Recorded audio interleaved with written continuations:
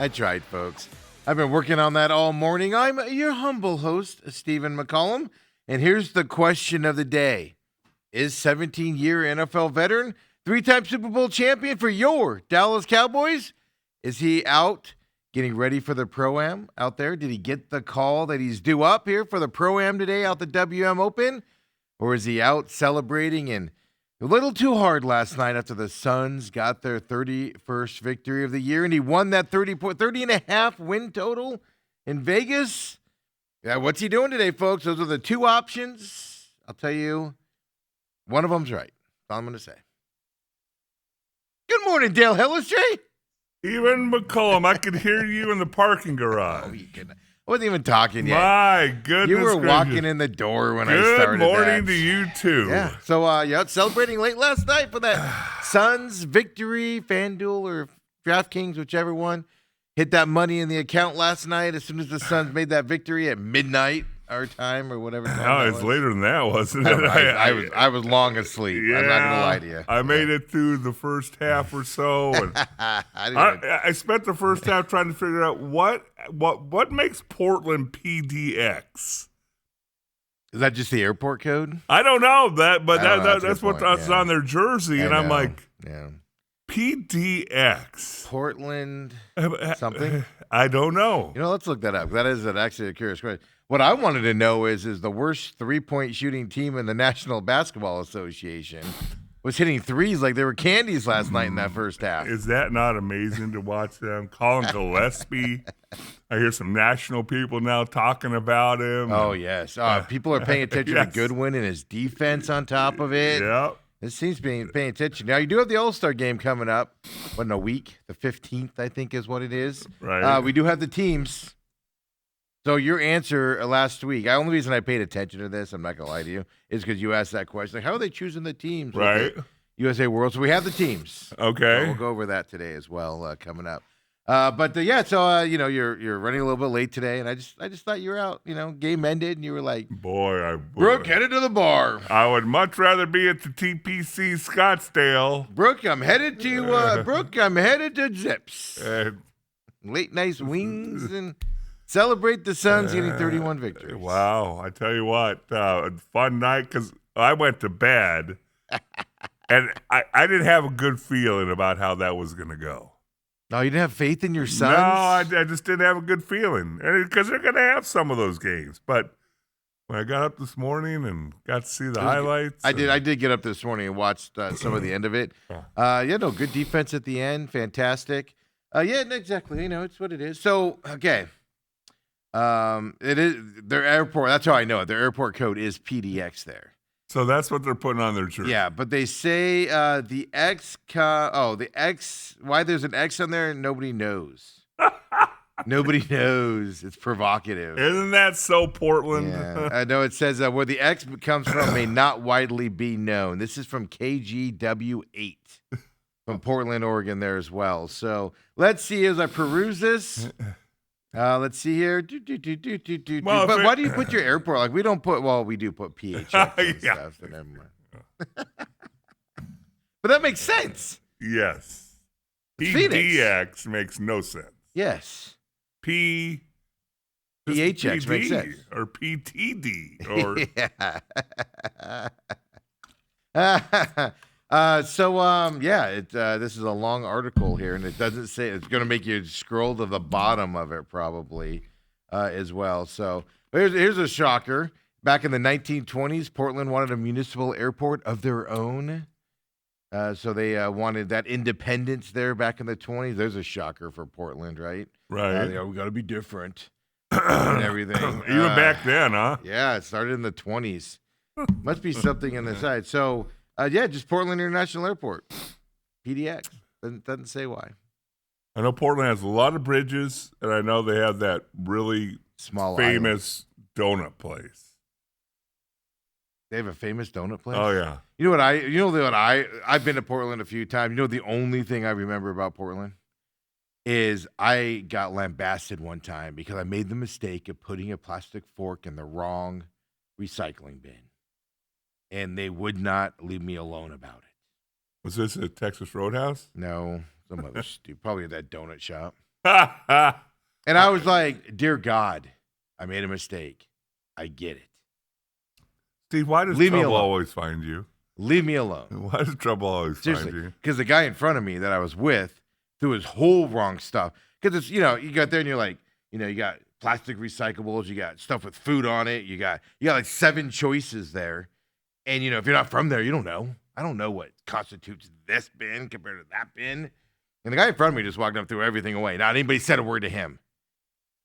I put my plate and my fork in the same one, and it was like the world was about to end. Come on, Steve. I am personally responsible for the end of the world by putting the fork in the wrong bin. It was 10 minutes Really? of me being, I felt like it. It was probably 30 seconds, but it felt like 10 minutes of just, how dare you? We don't do that here.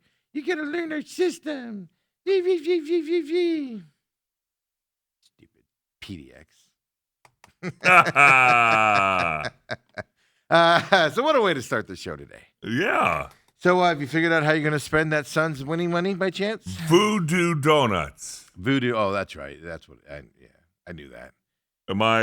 They have really good. They have those small islands that you could take bridges to and everything Yeah. up there. I do remember more about Portland. They got a lot of bridges, and That's what stands out to me the most is the recycling situation. because I was doing, I did an Oregon game, I did an Oregon State game, and you always stay in Portland, Yeah. and then you drive. Drive town, even to Corvallis. Yeah, That's kind of far.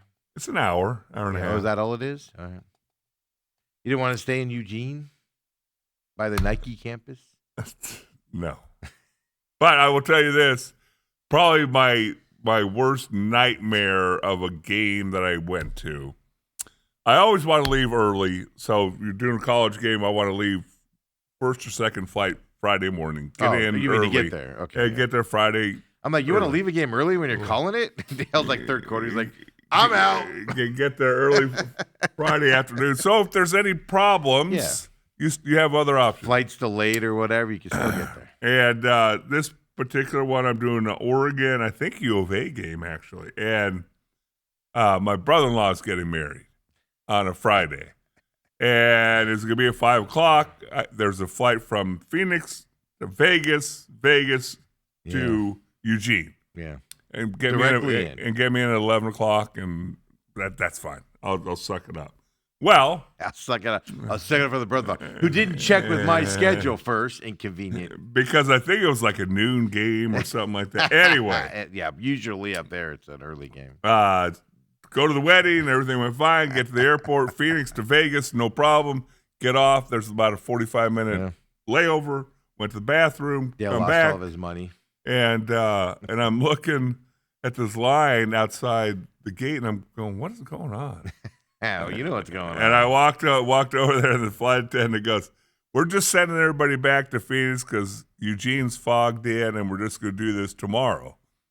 And I'm like, "Well, I'm going to be on TV tomorrow at noon." I was going to be on TV tomorrow at noon. And so they were very nice and helpful, but they flew me to Portland. Yeah. I get in at 1:00. That's the problem. And then there's a little puddle jumper from Portland to Eugene. So you didn't even fly. You didn't even drive it down. at 6 a.m, and I'm sleeping on. I'm sleeping in the airport. Are you really sleeping? I actually have my jacket because I wore it to a wedding. You're in your suit. Still. Yeah, usually I fly in shorts. And I get up about 5:00. There's nobody around this gate, and somebody comes walking by and said, "What are the odds this flight's going to Eugene?" And he looked at me and said, "Not very good." I said, "So how do I get there?" "Well, go rent a car." And this is kind of when phones were just getting in vogue as far as maps and all that. Oh, okay. So okay. And so I go get a car and talk to the guy. I said, "How do I get to Eugene?" The guy's like, "Just you take a left, Steve. You take a left. You always take a left. Take a left. Always take a left." And then just follow all the O signs. That's what I was going to say. You can't miss Eugene. Corvallis, you can drive by and not even know you drove by it.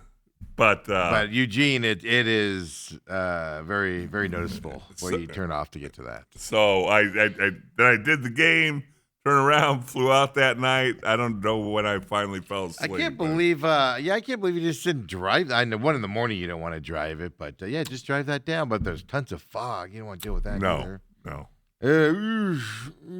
All that, and it was probably a blowout win by Oregon. I can't even remember. There was a boring trip on top. PDX. Yes. Today, a happy Clash Day for all that celebrate. NASCAR gets their 2026 season underway today, Dale. 4 p.m. is when that kicks off. There'll be lots of stuff all day because they do some heat stuff and things to that effect. So all day it'll be going on there. Bowman Gray Stadium. Yesterday, so it snowed like crazy over the weekend. They canceled it. They moved it to today. So we're in North Carolina still. North Carolina. Winston-Salem. And so they moved it to today. So they've been clearing all the snow out, doing all this stuff last couple of days, and they've done a really nice job. Obviously, media people there are tracking it and stuff to that effect. Yesterday, Dale, bright, sunny day, not a cloud in the sky. Today, rain and snows on the forecast.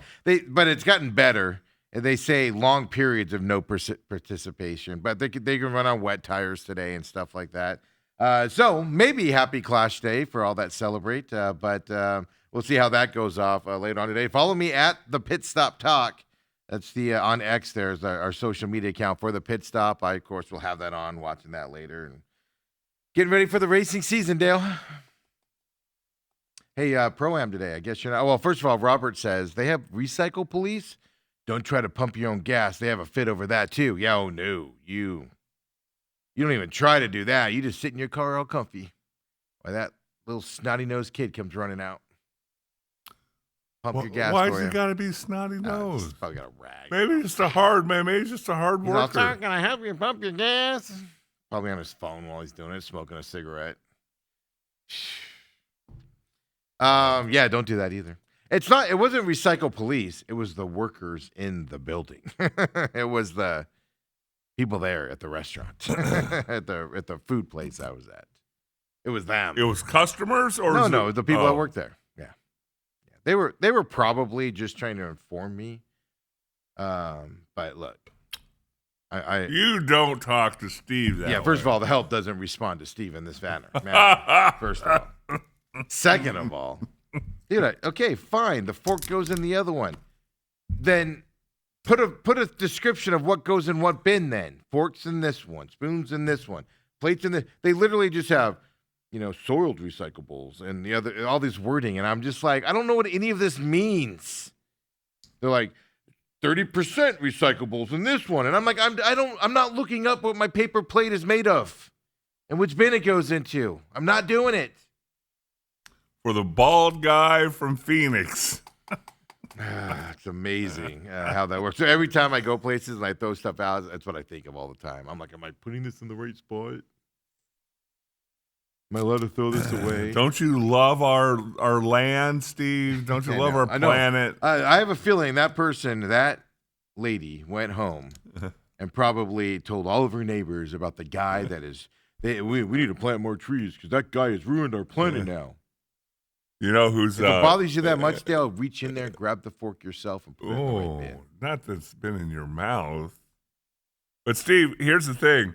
And John Holmberg... This was 20 years ago, by the way. Yeah, John Holmberg, this is a couple years ago. They actually, on their show, did something to go... Where does the recyclable go, and where does the trash go? Yeah, like you go to the movie theater. Like I go to AMC theaters a lot. I was there over the weekend. Yeah, they got recyclables and they got trash. Right, but where does it go after it's picked up? Oh, it goes with all the other trash. They all go together to the same spot. Oh, don't get me started. This whole bullcrap from the cities. I'm gonna call it City of Mesa because that's where I live. So I have a blue barrel and a black barrel. Yes, blue barrel gets picked up on Mondays. Black barrel gets picked up on Thursdays. But what after a weekend, you're home all the time, you got more trash on the weekends than you do on a Thursday. And if you look into it, actually, there's 3 things you can actually recycle. Mm-hmm. 3 things. And they have to be rinsed out. You can't even throw away cardboard, like cereal boxes, because it's printed with something that they can't actually recycle. Right. So you can't even, it's paper. Why can't you recycle it? So you can't do it. It drives me nuts. So I just put everything in my Monday bin. And one time I got a note, like a little thing stapled to it. And it was all like, please keep mine. And I'm like, it goes to the same place. Yes. They used to not, but after COVID, they were just like, we're just putting everything in there. But it drives me nuts that I pay for a service that I can't use on Mondays, in theory, can't use on Mondays because nobody, okay, so we're all recycling the three things we can actually recycle. We all have three things that we can throw in that bin. Because nobody knows what those three things You're are. not supposed to wrap stuff up into trash bags. No, you're not supposed to put plastic trash bags in there. Stupid. It's stupid. You watch these videos too, because I watched this video online one time, and because I was actually kind of having some looking into it, because I'm like, what the?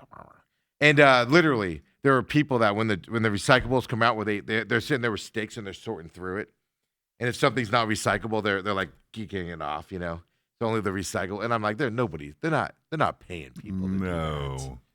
What happened was, in all realistic, was I looked into that. Ironically enough, everything that was recyclable got put on boats to China, and China bought all of our crap to recycle it over in China, and then they made stuff and sent it back. Well, China one day was like, yeah, we're not doing that anymore. So that's why our recyclable program fell apart. So you're trying to save the planet by recycling something, Dale. It's getting put on a slow boat to China, literally. Polluting the world with a gas-powered diesel engine across the ocean to be recycled. It makes no sense at all. It makes zero sense to me at all. And I'm a hypocrite too, because I don't have an electric car to save the planet. I do it because I don't want to spend $600 on gas a week or whatever. But then it's like, yeah, but now my electricity bill's higher. Anybody know how detrimental electricity is? How you make electricity? It's not the cleanest energy on the planet. So it always cracked me up with all the people going, I'm saving the planet with my electric vehicle. No, you're not. No, you're not. You're just putting more coal. And do you see what batteries are made of and what they have to do when they're done? I know. But yeah, so recyclables. I actually read a story one time where a guy put an Apple AirTag into his recyclable trash and into his regular trash, and they both ended up at the same dump. Yeah. Days apart, by the way. But they ended up at the same dump. And then he could track them till it died. So stupid. Oh. Yeah. So anyway, I apologize. Look at your kids today. You're taking them to school right now. Just take a moment, turn over, look at your kids, and apologize that I have ruined their future by putting that fork in the wrong bin. I will take the blame for that. Got to realize where you're at, Stephen. Need to realize where you're at. I realized where I was at. I still made a mistake. I didn't know forks went in the other one, man. So anyway, Dale, there we go. Pro-Am's going on this morning. Kicks off about 8:30 here, 10 minutes. Tease out off. there. Whatever. Kicks off. No, it tees off. Come on, Steve.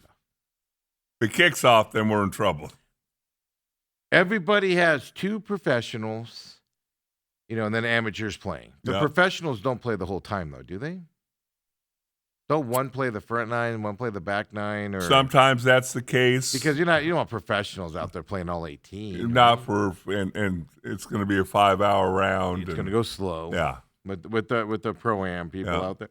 Yeah, I think it is. I think one of them plays the front nine, the other one plays the back nine. That's how I remember being. I was trying to remember last night how you go and see it. Because this is for obviously the celebrities and everything. And there's a lot of YouTube celebrities out there, folks. A lot of who? YouTube celebrities. Oh, I didn't recognize a whole lot of names. Obviously, there's some athletes out there. Yeah, because they're all YouTube celebrities. Yeah. Dale. Interesting enough, Larry Fitzgerald Jr., a day before he gets announced as a Hall of Fame person. Maybe. If he's not a number, I swear to God. I swear to God. NFL Hall of Fame is already dead to me. It'll be dead to me if this doesn't happen. Hold on. How does Belichick not get in and Larry Fitzgerald does? There's your argument right there. That's how stupid it is. And if Larry doesn't get in on top of it, he better be in. I don't get it. He better be in. I think I'm pretty sure that's a no-brainer. How could you keep him out? Well, so was Belichick. That's the other side. Belichick, you could say, has a bad history to him. Same thing with Kraft. He has some controversy. Larry does not. No. Larry just sat there and played for a crappy franchise and an owner. By the way, we're going to talk heavily about this press conference. You loved it, didn't you? It went better than I expected. Yeah. That's why you're hopping around in here, kind Well, of floating on the air. We do have to talk about the owner a little bit. I heard the owner did well. Did you? That's what I heard. Who told you that? Who'd you hear that? I heard that from more than one person. That he did a nice job introducing and then getting out of the way. Okay, he did. He did a nice job getting out of the way. Yeah. Dale, when you have somebody right in your life, and like let's just say I'm someplace and you have to introduce me because everybody knows me more than you.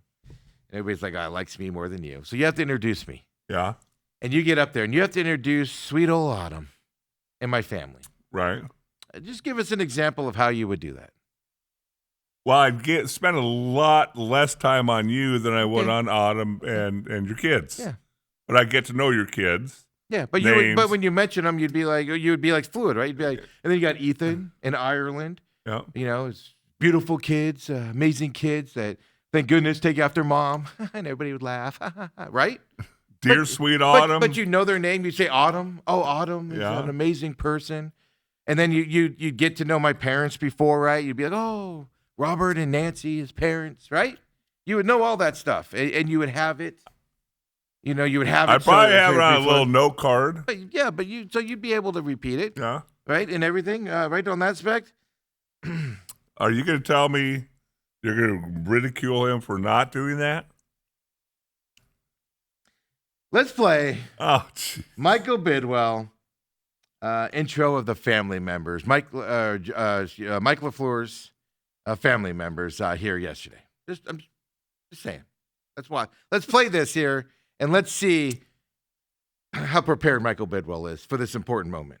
I want to take a few minutes to introduce some very special guests, including Lauren, his wife, Addison, his daughter, and Wes, his son, and my sister Nicole is going to present them with some flowers. See, that's Addison, awesome. those are for you. Okay. Welcome. You remember those three names? Yeah. Oh, here we go. Hold on. It's not over. It's not over, Dan. I also want to welcome Mike's parents, coaches, Denny and Christy LaFleur, who are here. And so Shannon Ossenford is going to present some flowers to Christy. That's awesome. What kind of coaches? They're both coaches? They're both coaches? Stop. And as well, Mike's brother is here from Wisconsin. He works in Wisconsin. He was able to take the day off and come out. And so Matt is here with his wife, Bree, as well as with his boys, Luke and Ty. That's and so awesome. Lisa Manning, He knows the head coach of the Packers name. I've already fluid. screwed this up, so I apologize. We've got Lauren's parents, Kathy and Mike are here, and Lisa's going to present some flowers. So welcome. I'm writing those down. That's a lot of people, Steve. Okay, I'm not disagreeing with you. Dude, you are a professional. No. You are a billionaire owner of a franchise. You just hired a coach, and you're stumbling over the name. And then he's questioning it. We've got his parents here. And Cheryl? Coaches? Cheryl? Knocked it out of the park. You're Knocked crazy. it out of the park. Embarrassing. Flowers for everybody, Steve. Flowers around. And then my sister, Nicole, I didn't know his sister's name. He has to pause and think about it. You are ridiculous. Dude, you come in ridiculous. polished and prepared. No, you don't. If you cared about people, You're you tired. do. If you don't just think about yourself. The only one you care about is Mike. Oh, my. That's obvious. That's my point. Yes. He didn't even take the time to memorize their names or have it written down so he could easily rotate it. He has to be like, Cheryl? No. And then he looks at her approvingly, is that your name, lady? You're so wrong. Yeah. You're so wrong. Dude, it is. You're it's an so embarrassment. wrong. It's an You name the embarrassment. next. You show me the next NFL franchise who gives flowers to everybody. Nobody does that, Steve. He had to give flowers so he could take time to try to remember their names. No. You can try and make And my this a bad sister, thing. Nicole? I think that's her name. He's She's gonna bring tired. flowers He's over here. interviewed 18 people over the last 2 weeks. He's Dude, tired. I'm sorry. And then he gets to Matt LaFleur, and he knows everything about Matt LaFleur. I thought that was great. Yeah. He has a job in Wisconsin. No, that was He works in good. Wisconsin. That You was didn't good, even laugh. but it goes from uncertainty on everybody That's how you make your impressions, man. You make them feel special. He did. No, he didn't. Cheryl? Hey, Kobe, play the beginning of this again here. Let's just watch it again here.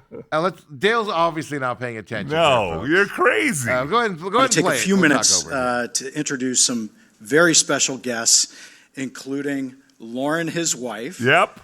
Addison, his daughter, Yep. and Wes, his All son. right, good job. And my sister Nicole is going to present sister- them with some No, Nicole. he didn't hesitate Addison, at all. those are for you. He's a Nicole. No, you're so ridiculous. All right, here we go. Here we go. The good one. Yeah. I also want to welcome Mike's parents, Parents? coaches, Coaches. Denny and Christy. Denny and LaFleur Christy? Are here. Well, maybe So they're both Shannon coaches. Ossenford Of is gonna what? present some Who flowers. cares? Okay, later on the press Who conference. cares? Later on the press conference, he has to go. The truck coaches. Here we go. And as well, Here we go, listen. Mike's brother is here from Wisconsin. He works in Wisconsin. Gets all he was able to take comfortable the now, day gets off all and fluid. Come out, and the so comfortability. Matt is Yeah. here with his wife Bree. He knows their as names. well as with his. He looks at his this one, boys, man. Luke Those and Ty. names are written And so down. Lisa The Manning- other oh, ones, he has I've no got idea four. what his parents' names are. I've already screwed this up, so I apologize. Yeah, you have I've- screwed it I've, up, sir. we've got, he even admits he screws it we've up. got, And there's people Lauren's like you parents, sitting Kathy here and Mike are defending it, here. and he's even like, I've screwed this up. Great Lisa's gonna job, present some Michael. flowers. And people like you are like, you So did a great welcome. job. Who cares about LaFleur and Wisconsin's wife and kids? I don't care. I want to beat them. And that's a lot of names. That's the start of the. That's yeah, a but lot he of looks down and names. looks at Matt LaFleur's family. He knew name. his sister, and he knew his head coach and his wife and kids. You know the parents' Let's names. go. You know the parents' names. Let's go. You know everybody's names No. up there. You don't hesitate for No, a second. oh, you're so ridiculous. And then you go. He even later on goes back and goes, "Oh, by the way, they're coaches of track and field is what they coach." And like, thank you for adding clarity. Then his parents, coaches, and it's like, what? It's not even English. It's not even proper What? English. What are they coach? They're track and field coaches. Who cares what they coach? Oh my God! You're Ridiculous. literally sitting there going, introducing- I was. Are you saying the edge of your seat going, I I wonder was. what his parents coach? I I wonder was. what they, I was who like, cares? what do they coach, Bidwell? Like, what do they do? Who cares? Show, even if you have to fake it, man, show No. you care about these people. Flowers. I've never seen that done at a press Yeah, conference. well, I have my own thoughts on that. Yeah. But more Oh, importantly, and you can tell me that's wrong yeah, too. that's ridiculous. Yeah, no, that's ridiculous. That's It's ridiculous. You're so off base. Okay, so he did that and it screwed that all up. He even admits he screws it up. And Dale's over here defending him. He's even like, I've screwed this all up. I heard they had some nice music going. I heard it was a Was it Bad relaxed Bunny? atmosphere. Is it Bad Bunny? So that's how the press conference started Wow. yesterday, Dale. So off to a great start. You guys got to reach out. 623-252-6670. Yes. Hit us up on at TME Sports Show as well. And if people don't like that, you need to go get a life. He even You well, need to go get First of a all, life. I do. But second of all, dear God, No. be more fluid. You should be polished. Oh, public. stop. He's accepted Arizona Hall of Fame awards recently. You should be more polished in front of people. It's embarrassment. Is what that is right there. Wow. Bidwell went on to talk about the process of hiring a head coach. Dale, throw us some light on that, Mr. Bidwell, on why would the process do what it took here? Here's what he said, Bidwell, on the process. Told you a few weeks ago it was going to be a thorough search, partly and lengthy, partly because of the NFL rules, but partly because we wanted to be very thorough. And so we spent a lot of time not only looking at candidates. We thank each one of the candidates that participated in our process.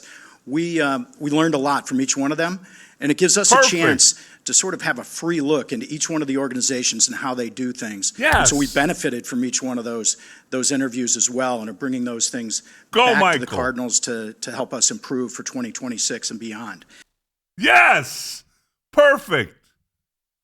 What's wrong with that, Nothing. Steve? I knew you'd be excited about What's wrong with That's that, why I Steve? put that out there. That's why he claimed he interviewed 18 people.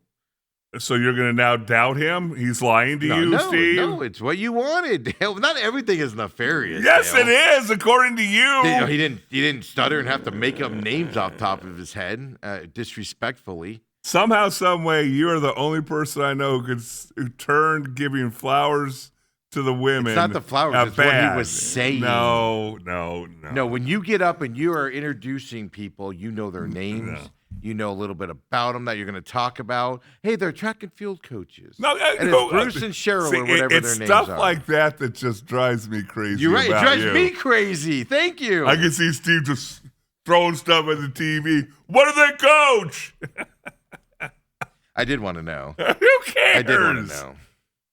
I care. No, well, then you're ridiculous. Were they football coaches? Was his mom a football coach? Because that would be pretty spectacular because there's not very many women of that age that were football coaches. So was she a pioneer in that? That's what I'm thinking. I'm like, the LaFleur's mom was a football coach? That's fantastic. Good for her in that time frame. That just didn't happen. That's crazy. I was doing all these great things in my mind that track and field. They blew whistles and did stopwatches. Wow. Then here's the best part. That's basically what Michael Bidwell said. And then he sat down and shut up and did not influence the press conference after that, which I really like to see. You mean he wasn't like the Buffalo Bills? He didn't grab the Interjecting all microphone the time. again? No, it was actually surprising to see. Not only that, he didn't go. So then LaFleur comes up and talks at the podium by himself. And then he sits down with Monty Ossenfort, the GM, and they answer questions and everything.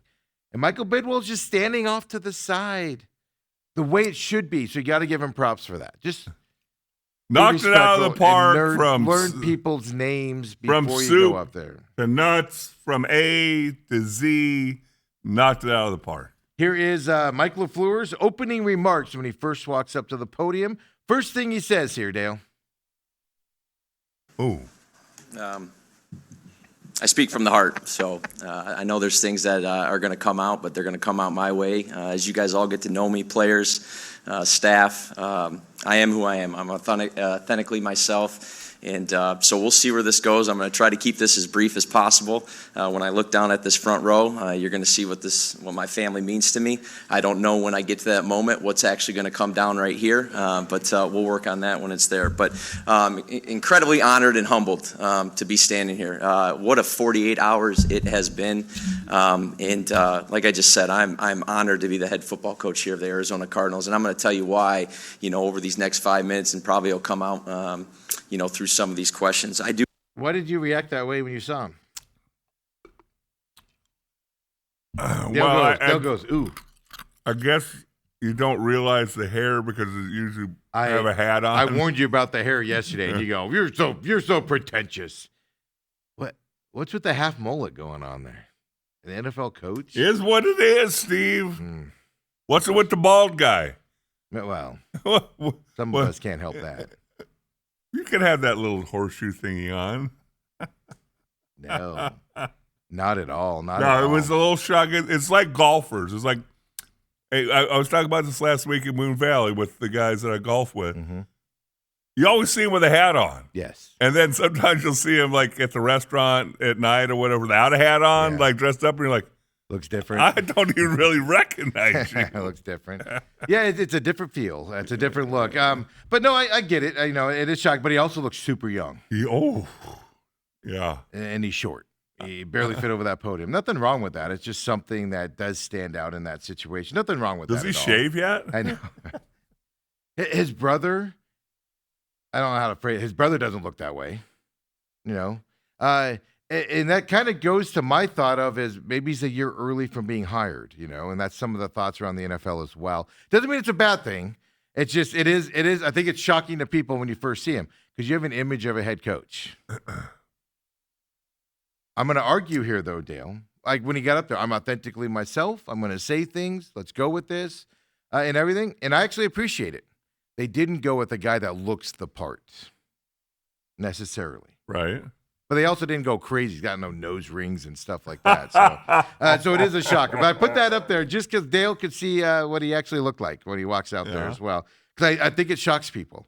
That video he did from the plane, I think, shocked people the other day with his hair. That's why I mentioned his hair, because I was like, ooh, what is with that, with the shaved on the sides and everything. Like, Hey, it's different. It's different. That's what I'm saying. Hey, what about the process of being hired? Matt LaFleur talked about that as well. Here he is on the process. do want to thank, just like Michael just said right there, just the Cardinals organization, all right, specifically, all right, Dave Sears, Rob Kissel, Sean Mayo, all right, Mark Dalton. I know it's been a thorough and detailed process that you guys have had to go through, but you guys did it the right way. And Mark I promise you, when I Dalton. said this, and I've told a few people this, the way you guys did it just showed me you guys wanted to get this thing right. And I'm not saying you got it right. I hope you got it right, all right, but you ended up putting the time and the hard work and the detailed process to get to where you had to get to. So I really appreciate that, and I know it wasn't easy. Monty? Michael Bidwell threw out Mark Dalton's name also, saying he was involved in the process. Yeah. Dale's buddy. what does he have to do with picking a coach? Mark Dalton, if you don't know, is the media guy that treats everybody like garbage. I'll just say that. He doesn't like you. If you're not worthy in his eyes, he You doesn't say give anything you negative about his beloved Cardinals? like he owns the team. Yeah. But that comes, he's got a job because he protects. that I don't Cardinals care if team. they only win 2 games. Make them sound like they're good. But he said right there, hey, I understand the process. I went. I thought that was a good answer because the process made Matt LaFleur look like he wasn't the guy. So I thought that was good. Good response there from him as well. LaFleur was asked as well, what sold you on the Cardinals when going through this process? Well, one, nobody else was looking to hire him.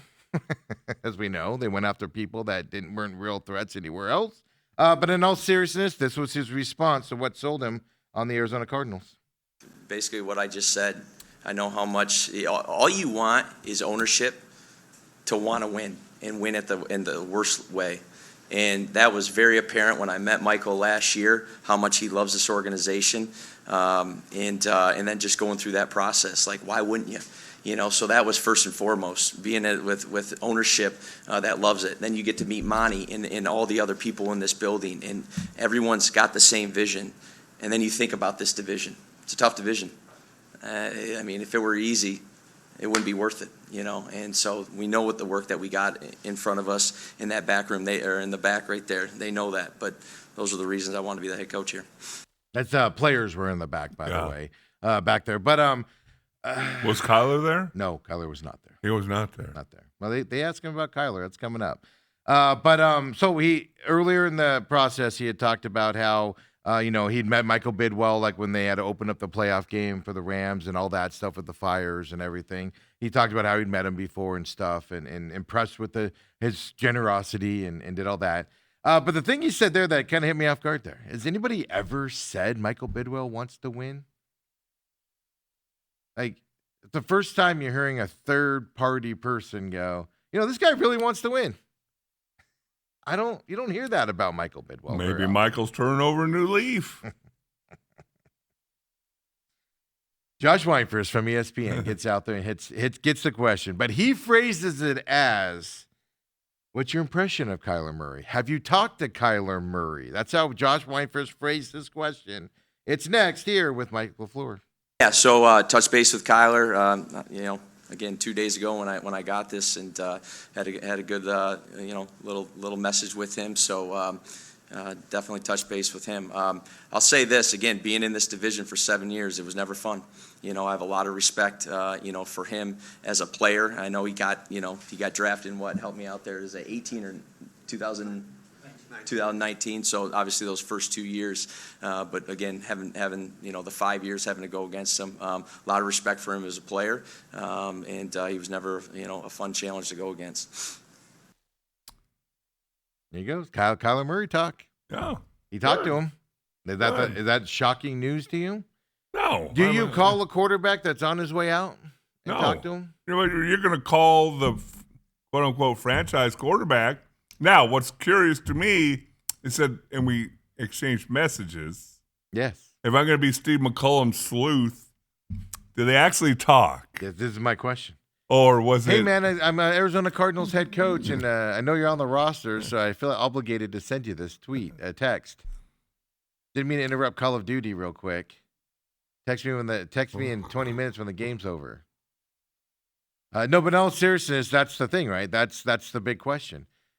I know in other instances when quarterbacks were on their way out and they knew they were on the way out and they've done coaching hires, the coaches don't ever talk about reaching out to them. Is it an option of, hey, LaFleur, we're going to talk about it, but is this somebody you think you can work with? Or maybe you need to get to know him. Can you work with him? Or does he move on type of a situation? Right? Doesn't it just seem like if you reach out to him and you communicate, doesn't mean the door's closed, does it? No, I would think that means that the door is open. He's got a month to get to know him, and obviously he's seen him play.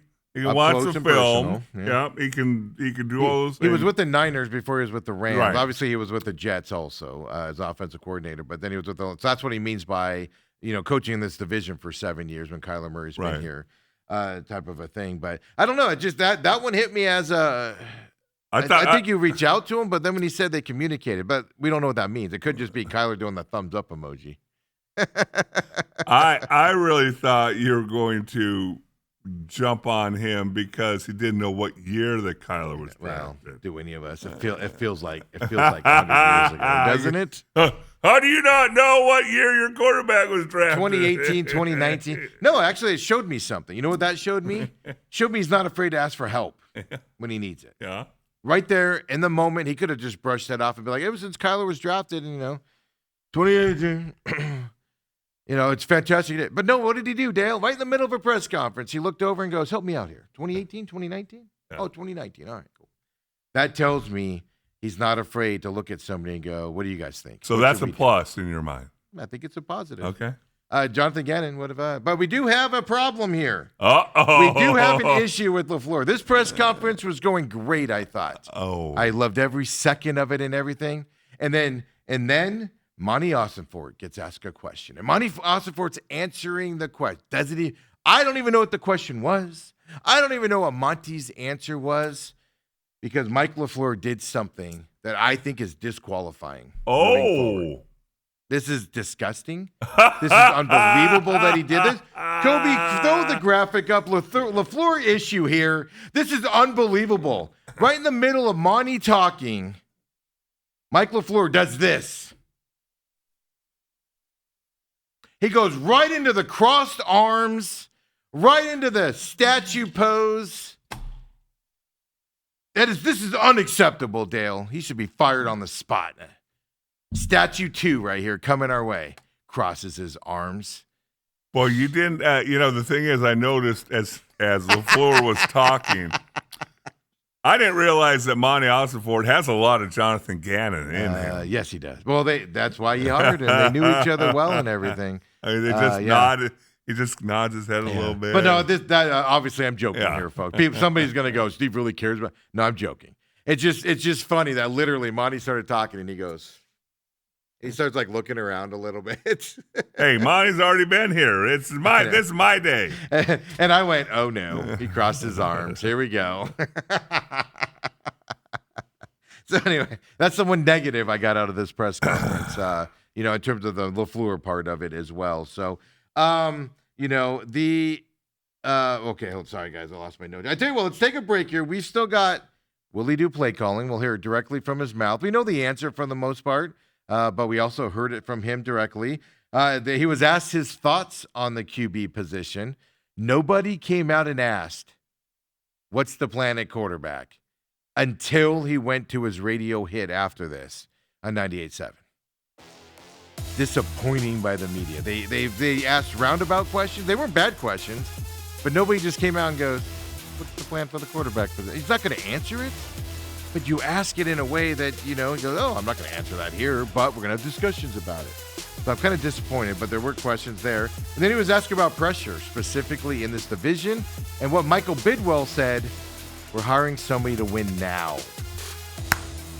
Final questions as well. So come on back, folks. The main event, we'll keep it rolling.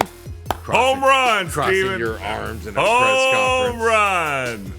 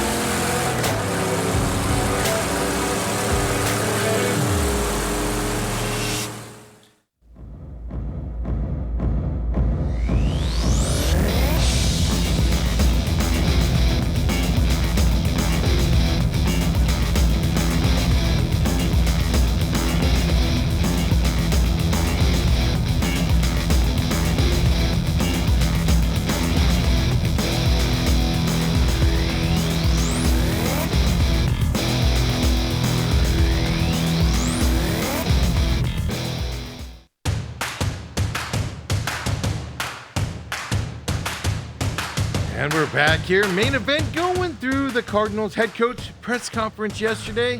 Out there, Dale Absolutely. ignoring Michael Bidwell, even saying he's screwing this way up and still excusing it.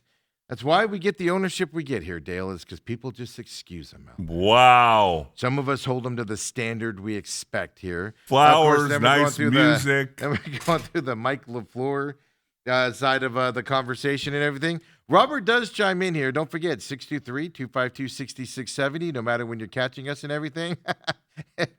Kobe's in buttons. Or, of course, at TME Sports Show as well. And Robert does chime in, and he says, the hair didn't bother me. I am a heightist, but I'd rather have an undersized coaches than undersized players. Finally, somebody that can look Bidwell in the aisle without crouching down. Wow. Bidwell is short. Do you think that's disqualifying, being short? No. Oh, no. As a coach, all the coaches look short. You know who, on a side note, you know who really bothers me with how short they are? And it's not their fault. No, it's not. It's not their fault. No, this isn't why. Like in normal life, it wouldn't bother me at all. But that lady, and I don't know her name, so I apologize. But the lady that does the post-game Suns interviews, poor gal, man. She's probably like decent height. But when you're going up against Mark Williams and stuff like that, my God. I think she's a bit short. I think she's about 5'5". She's on the shorter end. There's no doubt about it. But I mean, in real life, like if she was next to us, she'd look short, but not that. But man, even Colin Gillespie walked up by her yesterday to yell at Mark Williams last night. She's I feel bad. I feel bad for her. Like that's just got to be an ego check, doesn't it? But anyway, no. But just being short doesn't matter as long as you don't come with that Napoleon complex. Neapolitan ice like cream. like a Bidwell kind of has there as well. Right? So Mike LaFleur goes on, and he was asked quite frankly, "Are you going to call plays?" Here's his answer. Yes, I will call the plays. I don't know if you heard me correctly right there, but He called plays in New York for the Jets. Did not go well. That team had no talent to it whatsoever, and struggled out there. Does not call him in Los Angeles. Did not call him in San Francisco. I don't have a problem with it. It's a hard thing to do. I'll tell you that. It's a hard thing to do as a head coach. Hard thing to do that along with time, with That's my argument. the other two phases of the game. And you're a new head coach on top of it. Yeah. So that means he's going to have quality people to watch time management for him, at least early. Yes. Till he gets it down. Late in game situations, you're going to have somebody kind of in your ear. And that's where that experience comes in of an offensive coordinator or somebody helping you out in those situations.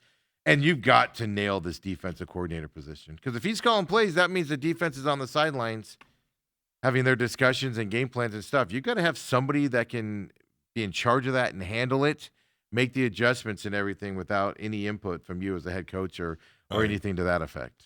Yeah. Again, that would be one thing a little bit concerning for a young guy who's never done it before. That's what worries me a little bit, is you can get distracted quickly. Yeah. And like I said, it could be something as simple as end of the second half. Do you call a timeout before the 2-minute warning and you're worried about getting the next play in? You're worried about your quarterback sitting there telling you something, right, on the sideline. And you're sitting there, trying to figure out what play you're going to send in this time. You don't miss track of the clock. It happens to experienced coaches. Yeah. And a younger guy, you do have to worry about it also in that situation. But he is going to apparently do that as well. Then he was asked about his thoughts on the quarterback position. The question was phrased of, not directed to Kyler Murray, but what are your thoughts specifically about the quarterback position? This answer tells me he's polishing his answering. Here's his answers on that. I think you just answered it. We got to go back in the room and talk about all these positions, quarterback to O-line to specialist to everything. It's our job for these players to build the best roster we can at each and every position. So those are conversations that'll be had, and I look forward to probably in about 45 minutes getting after it. So he's not wrong. He pivoted perfectly from the thoughts on the quarterback position because that question was set up to talk about Kyler Murray. Right. And he pivoted and goes, we're going to talk about every position on this team. I thought it was a beautiful pivot. He's ready for the question and answer side of stuff is what I mean. That's what we learned yesterday. He's ready for that question and answer. He threw out some jokes that media people were kind of like, like courtesy laugh a couple times. But he threw out some jokes. Which is what you said you Yeah, wanted. no, I'm not saying it's bad. It went better than I thought it would yesterday. And those types of answers impress me because good coaches take the question and instead of attacking that question or berating the reporter for asking it and stuff to that effect, you pivot to what you want to talk about. Right. And hey, yeah, we're going to go back there and we're going to talk about every position on this team. That's our job moving forward. I was very impressed with that. It's very easy to get asked that question, and then you go into a 5-minute diatribe about what your quarterback is going to do out there. And then what you do unwittingly is you describe your quarterback, and then everybody goes, well, that quarterback you want isn't on this team. Hey, if he went out there and described Matthew Stafford to a T as the quarterback that he wants in the future and did all Matthew Stafford, everybody's going to go, well, that's not Kyler Murray. Right. Kyler Murray's gone. And he avoided all of that trap yesterday, which I do think is impressive for him out there. And then, of course, this question was asked in terms of, Bidwell came out in that press conference after letting Jonathan Gannon go and flat out said, look, I'm looking around the league. We have teams in the playoffs with one-year head coaches, first-year head coaches. We have teams that make changes, and they're in there. I told you that's putting pressure on the next hire. You better win quick, and you better win quicker when you get out there. He was specifically asked about Bidwell's comments and how that puts pressure on him. Here's Mike LaFleur's final answer of the day here. How about that pressure? This league is pressure. I mean, it is like every year is a blank slate. Like I'm not worried about what our record was. The record last year, all that means is we got a higher draft pick. I mean, that's all that really matters at that point. And we got to go to work to build this roster. Even if we were flipped and it was 14-3, guess what? You go right back to work. So I'm not really concerned about all that kind of stuff. I just am concerned about building this staff and getting to working with these guys so that when the time does come, we're putting our best foot forward to go win football games and hopefully update that back wall. Monty Ossenfort looks like a proud dad. That's the way his dad looks at him at games. I thought that was another brilliant answer. Yeah. Absolutely brilliant. Okay. What that tells me is he's been on winning teams, obviously. 49ers, Rams, right? Jets. Not even went through a bad year with the Jets. And his perspective is, I don't care. We have to do it next year. It doesn't matter what we did this year. I think that's a brilliant answer for a young guy in his first head coaching role. See, and I would say something like, well, obviously, if you guys won more than 3 games last year, I probably wouldn't be here. Exactly. I'd still be in LA. Yeah. Trying to figure out how to beat you guys next year with our team and everything. I think the press conference went better than expected. I'm impressed with him. And like I said, this was important to me and a lot of the fans out there because the Cardinals made it look like he wasn't their guy. I was watching after this press conference. I was perusing the social medias and I went to Reddit, which I generally don't do. I went to Reddit. 90% of the comments that are negative were comments about, well, the Cardinals didn't even want this guy. Because that's the perception they gave. That went better than it could have gone. If that would have been a disaster yesterday, if he wouldn't have been personable, if he wouldn't have had the answers and pivoted, if he would have gotten himself in trouble with some of his answers, it would be a disaster today. You're like, what are we doing? Oh my God. That went extremely well. I'm not saying he's going to come in here and win 14 games this year and turn this thing around, but they're headed in the right direction compared to what they were last year. And that's all you can expect, right? That's all you can hope for. Yeah, exactly. Well, exactly. As a fan and all that. And I guess I didn't see it. I'm not in the habit of following opening press conferences, but I guess you could have been the Todd Monken press conference. I did watch that. It was horrendous. There's a reason that guy's been an offensive coordinator for a lot of years. I don't know exactly what went wrong, but no.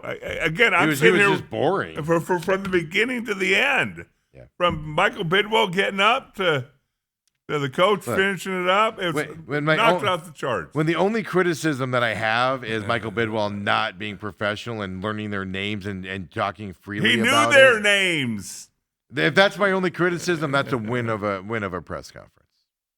Steve, what do you think of the coach's press conference?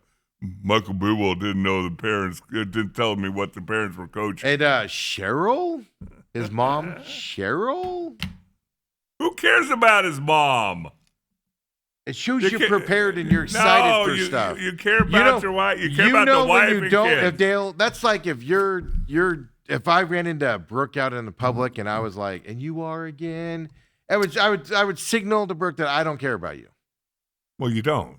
I do. If I saw Brooke, I'd go talk to her. I talked to her at a CA game. We talked for a long time. The point is when you care about other people, you learn something about He them knew when you his talk wife about them. and he knew his kids. That's all that matters. His parents are going to be flip-flopping between Wisconsin and Arizona. Will they be in the Monty booth? Are they gonna? Is his wife and kids gonna sit behind us in at the Monty you. booth? You're going to say, what's your name? I got to get to know the LaFleurs, dude. I mean, you got the Shanahan family, you got the Bradley family. You know, Gus and now Clint. I'm sorry, Kubiak, not Bradley. Kubiak family. Now you got the LaFleurs with the brothers. You know, Matt and now Mike, head coaches. We're having a big run here of family runs here in the NFL. Well, let's hope it's different than past Phoenix experiences to where we get the wrong. we one. always get the wrong brother. Robin Lopez. Why couldn't we get Brooks Lopez? However this turns out, hopefully this stops this enamoration of the Cardinals with the Rams and Sean McVay's team. They've been chasing them for a long time, wanting to be like them for a long time. And hopefully they actually get to that level to where they're not chasing them anymore and they're at equal level with them. And I'm talking about that from ownership level on down. Like Michael said that at the beginning. We interviewed all these people because it gives us an insight into every team and how they go. Everybody you interviewed, except for a few occasions, like the Steelers defensive coordinator, offensive coordinator, I was offensive coordinator. Okay, you didn't need to interview that. You didn't need to find out what's happening in Steelers land. Don't follow that trick. But that's the right thing to do. But what now you got to implement it. Even if you don't like what Pittsburgh does, what I would be trying to glean is what do you think of us? Yeah. Oh yeah. You're a joke. You know, and if that's the answer, that's the answer. But I'm trying to glean what are people around the league thinking of us? Yes. Rather than just us being in this little bubble. Yeah. You know, like you had said when we first started the show about the Suns. It's like we have these thoughts of the Suns. Well, now all of a sudden, national guys are starting to talk about the Suns. And that's what I would do with a coach interview. We're interested in you, but tell us what you think of us. Well, and that's the thing. And then you can kind of find out, hey, when you're scheming us, like, and they're like, yeah, we go golfing that week. Yeah. We're on the beach. We call meetings off. Yeah. Oh, the NFL has 2 bye weeks, doesn't it? I was reading in the paper that the NFLPA wants 2 bye weeks, but I feel like we have 2 bye weeks. We don't? It's just Cardinals week is a bye week for us. I think that's how the conversation went. Wow. Todd Monken yesterday was just boring. No personality, just blah, blah, blah, blah. And I felt like he had no plan. Good luck, Cleveland. But at one point he goes, I'm not going to talk about personnel. Because Zimmer, the defensive coordinator, wanted the job. He's the one guy on the planet of Earth. Schwartz. Schwartz. I'm sorry, Jim Schwartz. What'd I say? Zimmer. Going old school. Mm-hmm. So Schwartz is the only guy on planet Earth that wanted that job. And the Browns basically gave him the impression that the job was his, and then they went and hired Monken. So he's pissed off. And he goes, I don't want to get into personnel, but basically if our defensive coordinator is here, great, we're running that defense. And if he's not here, we're running that defense regardless. And I'm like, oh, dear God. Gotta love it. So the new rumors on defensive coordinator for the Cardinals. Well, before we get to that, there's a rumor of a longtime NFL assistant that could come in and be a quote unquote offensive coordinator for the Cardinals and help LaFleur out. I'm not happy about this. If they hire Nathaniel Hackett to come in here and help him out, only guy that likes that guy is Aaron Rodgers. Doesn't that tell you something? That's the rumor right now. Nathaniel Hackett. Cardinals are eyeing Nathaniel Hackett as OC. Now he won't play. He won't call plays or anything, which Yeah, is a but good he's thing. still he stinks up the joint. He's going to influence the team. Yeah, And no. show me a team that he's been on where there's been a positive influence. No. Denver, new. Jets, new. Only reason he was there was Aaron Rodgers was going there. No. Don't ruin this positive support you've got right now by going that route. That would not be good. I've seen several other experienced names as defensive coordinator. Like I said, get the experienced guys in here that can run everything is what you need out there. But that goes. There can be bad experienced hires. And I think Nathaniel Hackett would be one of those bad experienced hires that you'd be looking at going forward. Dale, I know the other reason you were running late today was you were rehashing, going back and breaking down the Pro Bowl yesterday. So give it to us. Nobody knew the Pro Bowl happened. I don't even think the players realized it was happening. I came down to last place, Steve. You It was I was sitting on the edge of my It seat. did, and Joe Burrow threw the ball right to the defender. Womp, womp. I'd bench Joe Burrow. Well, game ended. I mean, I bench him bench next him year now. in Cincinnati for that. Just go ahead and do that. You embarrassed us in the Pro Bowl, so you're out of here. I literally turned on ESPN and saw a couple plays and changed Flag football. channel. I forgot it was even happening. Yeah, I didn't saw watch it. highlights afterwards. I was like you. I saw highlights afterwards and everything. It's time to retire that. But there is a name that shocked me this morning when I saw this in terms of offensive coordinator positions, and I had forgotten about it. It would have been a heck of a hire for the Cardinals to help out, I think. And that's Frank Reich is now being hired as the Jets offensive coordinator. Yeah, he keeps bouncing around. Well, he was at Stanford for this last year's interim coach for the year while they kind of worked on some things. Now, I wasn't going to say they're long term, and obviously they didn't do well. Man, he would have been a fantastic. He's a good offensive mind. Yeah. I think his stint in Carolina, I think his fault was there, and I've told you this. You obviously know him. You're friends with him. You played with him. But I told you when he went to Carolina, I felt like he took that job just to take a job. And it was a terrible organization. The owner was garbage and all that stuff. And it obviously ended badly for him. He should have taken a year off and then reevaluated it at that point. But the Jets and Aaron Glenn getting him, I think, is a big coup for the Jets. Some experience there. Is it going to change anything? Is it going to change anything with the Jets? Look, Justin Fields turned down a Pro Bowl nod because he wanted to keep working on this next season coming up. No, he They're said gung-ho. he said you called me after you called Shadur Sanders. This is the worst part. Yes, that's the worst part. And they called him like on Monday, and he's like, "I got to get to San Francisco on tonight." Yeah. He's like, "I got things to do." No, I do like that. You don't think there can be some improvement there with Frank Wright as the offensive I think New York is until ownership changes and the stench of that franchise is off of everybody. No. I don't disagree on that side of it. They're getting blown out this year regardless, so it's a 1-year commitment. Unless they turn it around quickly. But I do like that. That would have been somebody you would look at. I forgot about him, but that would have been somebody that you would have liked to have seen here to help out as well for them. NFLPA said that they have no interest in an 18th game, Dale.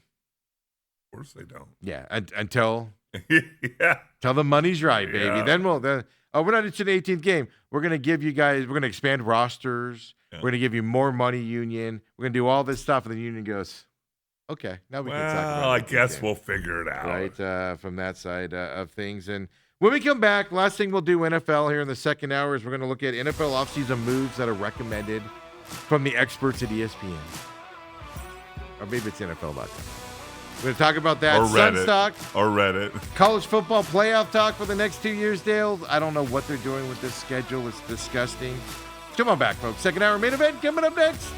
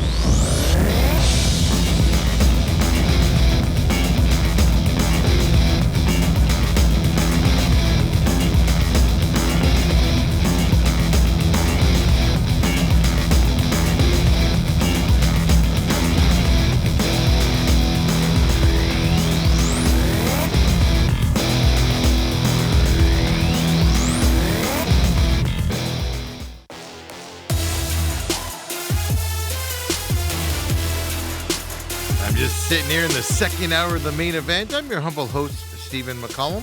And, of course, 17-year NFL veteran Dale Hellestree. He'll be back here in just a moment. But, I'm sitting here looking at the Waste Management Pro-Am today.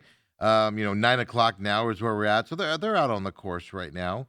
9 a.m. tee times here. We're looking at, this is where Larry Fitzgerald Jr. goes off as well with his group. John Morris, Bob McCarrick, and Scott Archibald. They're playing with Tony Finau and Max Homa there in that 9 a.m. group. Teeing off right now, at least on the front nine. Back nine right now, you got Carl Lloyd, Derek Lockhart, Rusty Daigle, and Brandon Shaw going with Gary Woodland and Charlie Hoffman as well here at the 9 o'clock hour. Emmett Smith, by the way, for you Cardinals fans, don't ask for an autograph because you'll have to pay for it. 9:10 a.m. He's in that group. Emmett Smith is with William Camrell, Robert Gelman, and David Mahan with Michael Kim and Patrick Rogers. They tee off at 9:10 here. Coming up as well, Cal Rowley, who the Big Dumper, Dale's favorite player. He tees off at 9:10 as well in his group off of hole 10. There's the Cal Rowley out there, the Big Dumper. He probably hits a golf ball a mile. I have a feeling he does, and boy, I don't know if there's a greater nickname in baseball. I know you love that thing. Oh, I wish that's my nickname. I don't think Buda Baker was at that press conference yesterday. But he's teeing off today at 9:40 a.m. Who knows? Read into that. Yeah, look at Steve. Read into that. Figured he was out of town or something. Was Calais Campbell there? No. I did see Mark Wilson, Sr. He doesn't live here. He saw the announcement of it coming. He said he booked a plane flight and flew here and got there yesterday. Mac? To be out there. Or Mac Wilson, Sr., yeah. He got out there for that yesterday as well. But I don't believe Buddha was there. Sucking up to the Unless head I'm coach, wrong. Steve. Hey, get with the quarterback, become best friends with the quarterback or the head coach. Way to keep a job. Gonna let that float there, Dale. Why's that? No reason. No reason at all. So I was just perusing. So that's what's happening out the Waste Management here on this Wednesday. Of course, tomorrow the actual tournament gets underway on Thursday as well. And but the last thing in terms of NFL stuff, obviously, we were talking a lot about the press conference today and how that went. I'm much happier to be a Cardinals fan today than I am a Cleveland Browns fan. Wow. I'm not sold on the Giants, but John Harbaugh's done nothing since he's been hired to kind of make you worry there from that perspective. But then I find this article. One roster move each NFC team should make during the 2026 NFL offseason. Okay. Now, this is from NFL.com. I was wrong earlier. So, obviously, it goes straight to the Arizona Cardinals. This isn't going to happen, folks, unless it's just an extenuating circumstance. It's going to have to be a release. But they say the one move they have to make, trade Kyler Murray.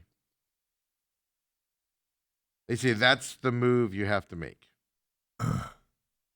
Not improve linemen, not improve running game, none of that. It's trade Kyler Murray. So even NFL.com's like, we're tired of Kyler Murray's antics in Arizona.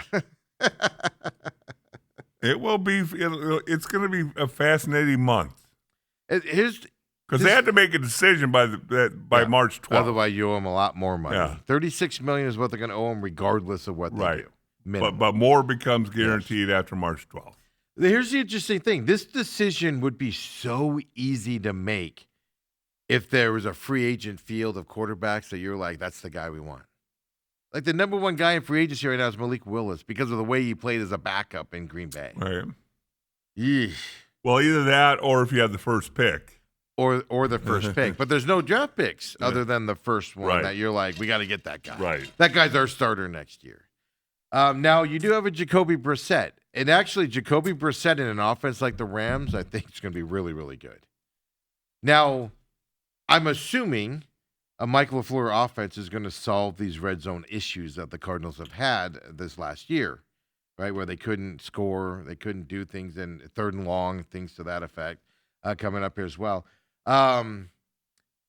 Here's what NFL.com says on it. It's kind of, I want to get Dale's thoughts on this because I They say if Geno Smith earned a third-round pick, Murray could bring back at least that much to rebuild the Cardinals. Geno Smith and a third-round pick? No, they're saying Geno Smith, when he was traded from this to the Raiders, got a third-round pick for Geno Smith.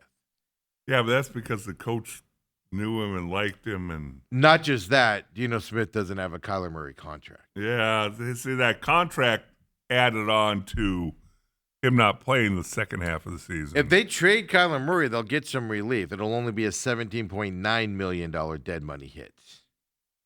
It's 36 otherwise. Right. The problem is you got to have somebody else that wants to trade for him. and And with that contract, I find it difficult that's going to happen. Because when I you th- know he's going to get released. I think most teams are going to say, you know what, we'll let him hit the waiver wire, and then we'll negotiate our own contract. Okay, we'll take our chances. Yeah. And that's kind of what you're looking at with him. That's the difference between Geno Smith's trade with the third-round pick and Kyler Murray. The more money you're owed to somebody, the less of a good pick you get, unless they're just an absolute superstar out there. But I found that interesting that that's what they said has to be done by the Cardinals coming up from that side. I just scrolled down to the Cowboys, Dale, because obviously, Cowboys have been nothing without the Hellestray family attached to it. They say add a bona fide pass rusher is all they need to do this year. Really? Like Yeah. Micah Parsons? This is what cracks me up. You're going where I'm going there. If only they had one on their roster at one point that's still in the league. Yeah, that's it. I mean, they have 2 first-round picks. Be interesting to see what they do. Jadeveon Clowney, who they signed late last year, after they got rid of what's his name? He Micah. led Dallas with 38 QB pressures. Old man Clowney, 38 pressures led the Dallas defense last year. Nobody else on the Dallas defense had more than 28 QB pressures at that point. Yeah. Ugh. But yeah, this is what cracks me up when you make moves like that and you say what you said when Jerry Jones said they got rid of him. It comes back to haunt you. You don't get rid of superstars at positions because it's always the position you're going to be chasing afterwards. For the next 2, 3, 4 years, they're going to be chasing that level of a pass rusher. And that's why you don't make those moves. Why you don't trade Luka to the Lakers? Because what are they doing? Yes, they have Cooper Flagg, but he's a rookie and he's definitely not Luka's level right now. But you're always going to be chasing a Luka type player. But you had him. It cracks me up, Dale. I just loved seeing that when I scrolled. Well, it's going to be fascinating to see what the Cowboys do with Pickens. Yeah, it's a decision, right? Yeah. Is he an all-out free agent, or is he one of those No, he's a free agent. free agent? Yeah. I mean, you definitely need the 1 and 2, but he can't pay 2 guys $30 million. That's the issue. Yeah. Nobody asked LaFleur about the wide receiver position. I was shocked about that. Hey, can you teach Marv Harrison how to catch a ball? Is that doable? Can you make Dortch a Puka type player, please? Because he's got the speed. He's just got to give him the ball to get at that point. Interesting enough, I didn't have the clip because they got into the weeds, but they asked him about the Rams play a very specific style of offense. What is it? 13 personnel, 16 personnel? But anyway, we're getting into the weeds. And they asked him, is that going to be your offense here? And he goes, no, we didn't start off last year wanting to play that style of offense. We went to that because we had the personnel that could perform at the best. That also impressed me with that response. He's not coming in here going, this is my offense. We're going to run it. This is what we're going to run.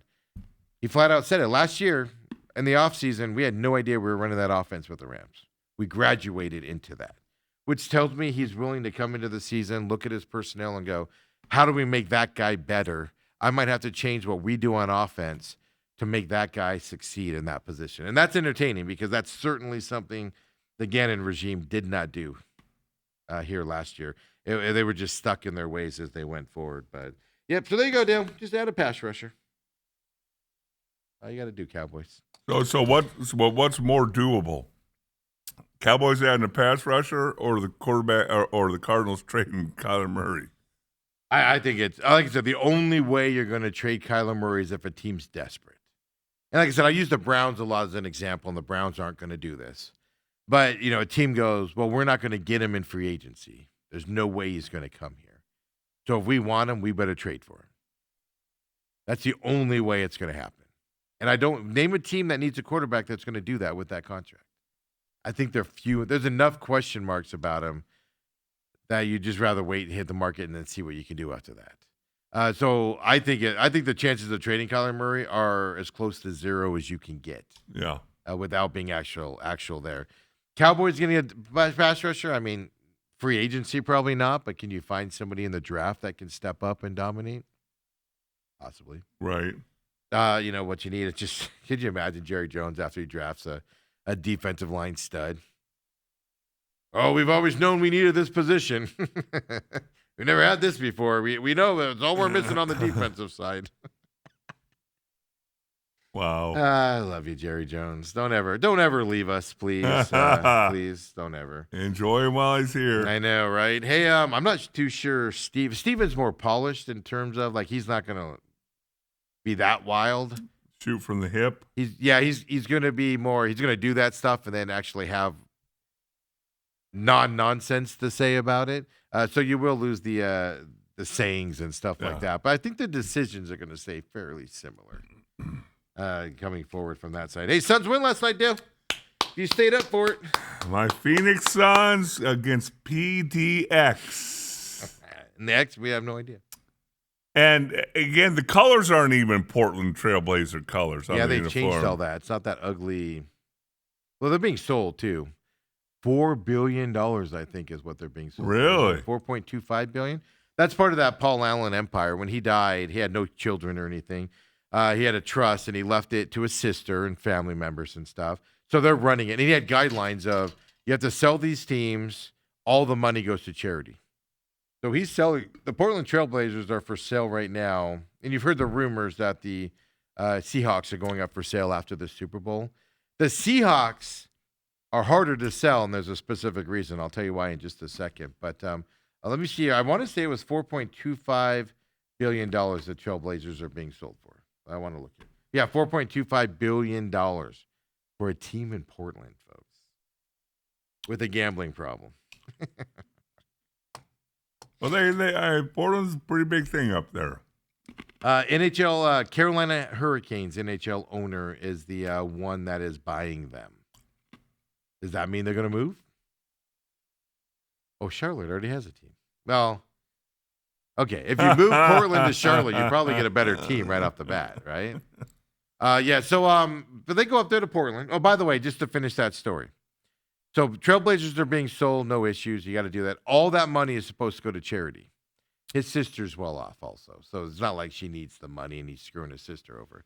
The Seahawks couldn't be sold as quickly because there's a provision that if the team was sold, a large chunk of money had to be go to the city of Seattle or the stadium because they built the stadium on taxpayer money.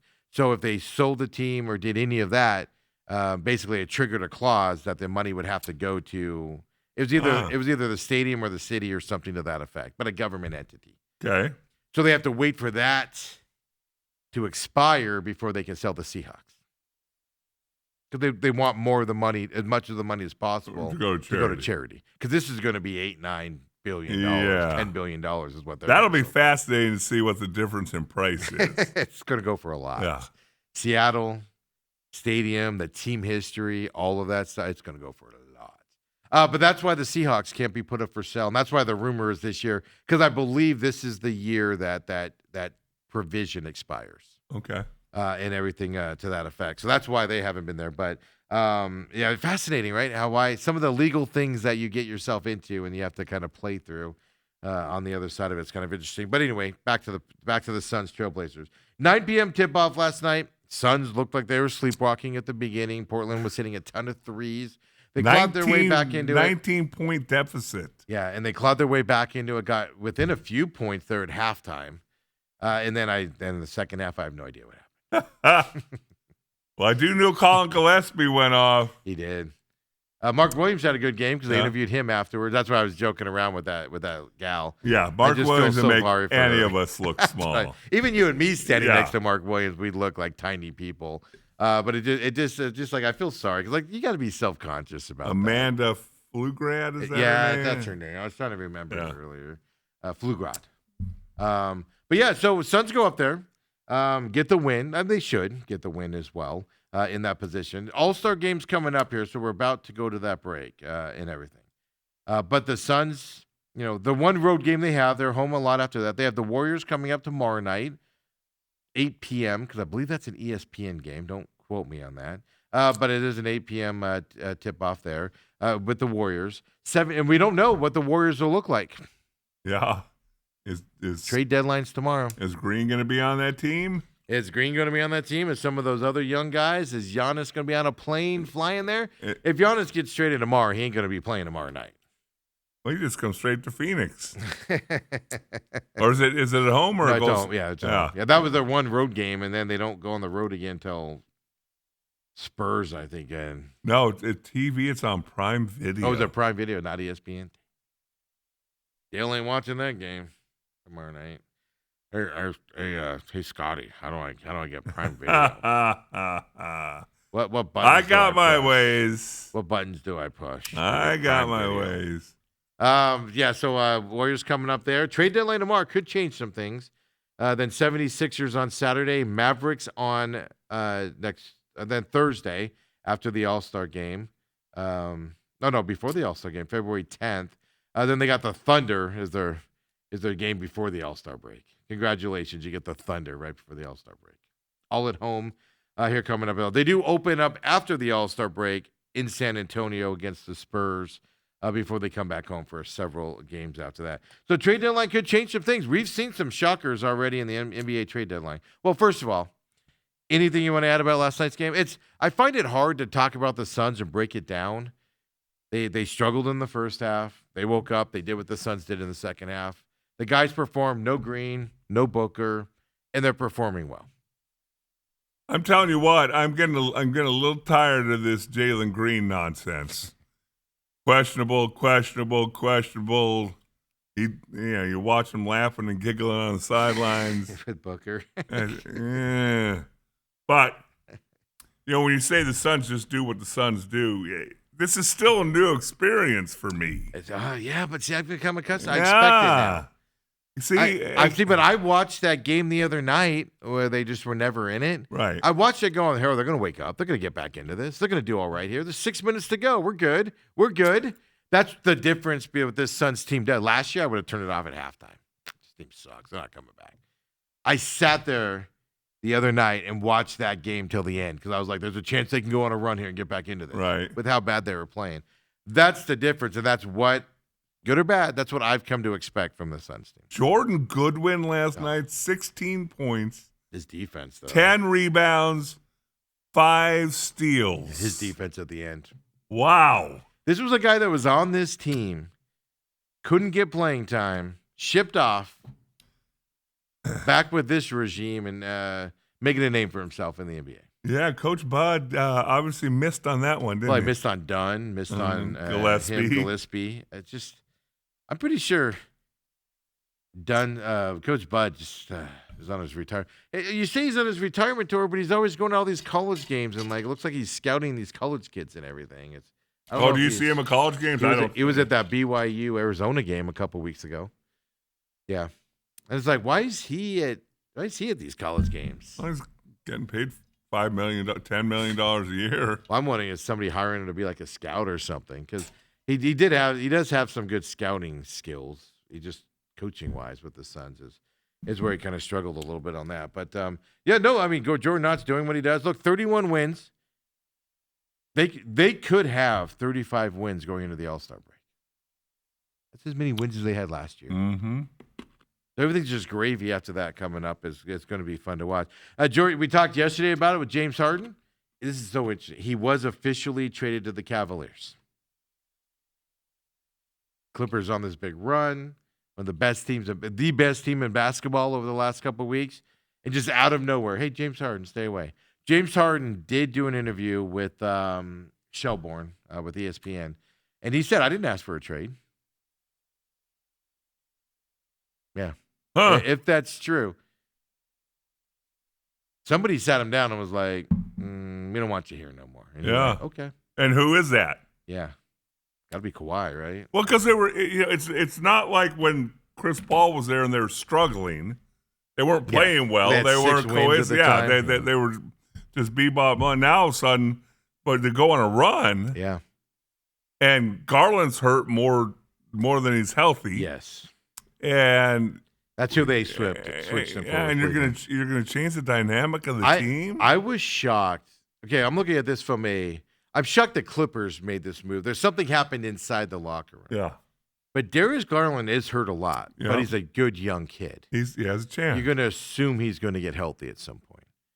And they threw him away. Hey, go to the Clippers. We're going to take James Harden. Yeah.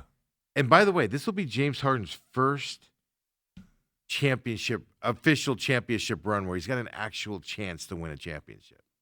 Cleveland's in that talk, if you want to put him in that, and everything. But you're changing the whole dynamic. Yes. And I told you yesterday, I was reading about this. The dynamic here that Cleveland's looking at is, I don't think Cleveland thinks they're going to keep Donovan Mitchell after this year. No. He's a free agent. Yeah, he's a free agent. So they're looking to build into next year, losing Donovan Mitchell. So they're already planning ahead, like, all right, we're not going to get Donovan Mitchell. Well, that tells me they don't want to pay him, or he's like, I don't want to live in Cleveland anymore. This sucks. So the Cleveland's making those moves for that reason, but it's fascinating to see just how this went. Now, I will give them credit because James Harden could have made this messy, and he didn't. He even said in that Shelburne article, well, look, that's my hometown. I appreciate them giving me a chance to play there these last couple of years, and I want to see them have success. So, why not trade me and then get some draft capital to improve that team and everything going forward? They only got a second-round draft pick for him. But at least he was saying the right things going forward. Superstars do not get traded easy, folks. This is what's shocking about this. I was thinking about this last night, Dale. When Kevin Durant last year at the trade deadline made it messy with the Warriors. I'm not going there. Made it all messy. Right. Guys, superstars, Giannis isn't making it messy because he's forcing his way out. So he's just like, this is where I want to go. But blah, blah. it's also with Giannis, it's not just team to team with the new CBA. It's we got to get 2 other teams involved. They have to have at least 3 teams to move Giannis forward. That's why you're seeing the rumors of Draymond Green to the Nets, is because they need a 3rd team in there with another movement in order for the salaries to work and all that stuff. First of all, NBA, it's been years. Can we make this easier? Yeah. All your trade talk, all your apron crap, all your salary. Oh, this guy's on this exception, so he only counts this much, and this guy's on this exception, so he counts this much, and this guy, well, he was born on a Tuesday, so he only costs this much. I swear to God, it's like, what? It is very complex, isn't it? This guy wears white shoes on a Tuesday, so he only costs this much. Like, what is happening out there? Makes your head hurt. But that's not the only big trade. I mean, there were other trades out there that are shocking as well. The Grizzlies, Defensive Player of the Year, Jackson Jr. was moved to the Jazz as well. So there's been surprising trades here so far, but I have a feeling we might get a couple other big ones. Where's Giannis going? I have a feeling. Well, Giannis has made it clear which he's been wishy-washy on, but he's made it clear to Milwaukee it's time. And usually when you signal that and you have those conversations, you have to be moved. Right. So I think Giannis is going to be the next big name guy that's going to move, and that's going to rock a team. I'm not saying does that improve the Warriors, though, if they got Giannis? Oh. But how much does it? Does it make him go from a play-in game team to a 5-6 seed? Oh, I would be fearful of that. Even with the calf injury? That won't exist anymore. That once thing he's might traded? magically disappear. The trade deadline's tomorrow. We'll keep our eyes on that as well. But I have not seen any rumors about Nick Richards. No, you're not. I don't think you're going to, because I think that's just one of those inconsequential trades. He's just going to get traded for a low-level player or a draft pick just to get them below the luxury tax. Right. So it's just going to be like, oh, Nick Richards is gone. Western Conference standings. Let's throw those up, Kobe, real quick here. With the win last night, Phoenix Suns move into the 6th seed, Dale. virtually tied with the Minnesota Timberwolves Yep. Lakers and with the Lakers. Yeah, because the Lakers won yesterday as well. They had a chance to overtake the Lakers on Sunday when they lost that game. But, yeah, this is going to be – I'm more convinced more than anything. The Suns are staying competitive right now without Devin Booker and Jalen Green. Yep. Devin Booker needs to be healthy moving forward, period, end of story. Jalen Green, to me, I'm not particularly care if he plays another game this season. You want him to, but I'm not upset about this. Anything he gives you for the rest of the season is just going to make you better, is what my argument's going to be for him. That doesn't mean you give up on him. That means it's just a bad year. But now, if you were losing because you didn't have him out there, that's a different story. They're winning without him all season long. Keep it rolling, man. Keep it rolling with him. Get him out there when you can. Baby him if you have to the finish line. It's just gravy. Everything he gives you afterwards is going to be gravy because they're doing it. They're playing well. They're doing it right now. You don't need him to propel you into that 4, 5, or 6 seed. Is my argument to you, Dale. Am I wrong on this argument? Well, right now, you're 2 games out of the 3rd seed. Yes. Game and a half out of the 4th seed, which means you'd host a playoff series. Yes.